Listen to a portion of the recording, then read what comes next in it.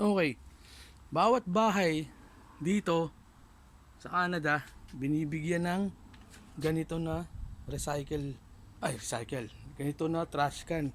Itong blue, puro mga ano yan, recyclable, bote, lata, karton, na itlog, lahat yan puro recyclable. Okay.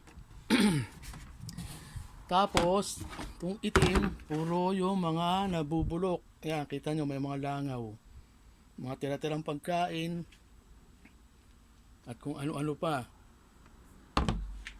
Dapat sa Pilipinas may ganyan ang gobyerno. Oo. Kasi yung mga ibang Pilipino, hindi ko naman nilalahat ha, yung ibang Pilipino mga salaula. O kung saan saan tinatapon ang putang ina nilang basura, o yun, bumabalik din sa kanila. Ganun din naman. Hindi nyo alagaan ng ang kalikasan. Tapunan nyo ng basura, sasabihin ng kalikasan, tang ina, ito yung basurang tinapon nyo, babalik namin sa inyo. O di yari kayo. Hindi ko naman nila lahat ng Pilipino ay balahura, ano, yung ibang Pilipino. Okay. Ito, meron pa silang recyclable, kung saan mo ilalagay yung recyclable mo. Kaya kung makikita mo, malinis talaga Canada.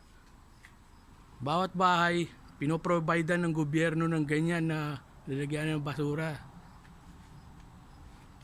Tama yung ano, kasabihan. Ang basurang itinapon mo, babalik at babalik sa'yo. Kaya sa mga balahurang Pilipino, sa iba, hindi ko nila lahat ng Pilipino balahura ha.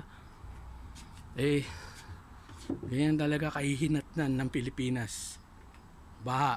Siyempre, saan dadaan ng tubig pag nabarahan ng mga tinapon yung basura, yung ilog, tsaka mga kanal. Natural, aangat yung tubig. Saan lalabas?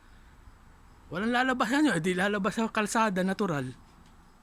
Kaya sa mga ibang balahura na Pilipino, puta. At sa gobyerno naman, puta. Sayang yung mga confidential fund nyo. Kung saan saan nyo nilalagay pondo nyo, mga hinayo pa kayo. Mga bisit.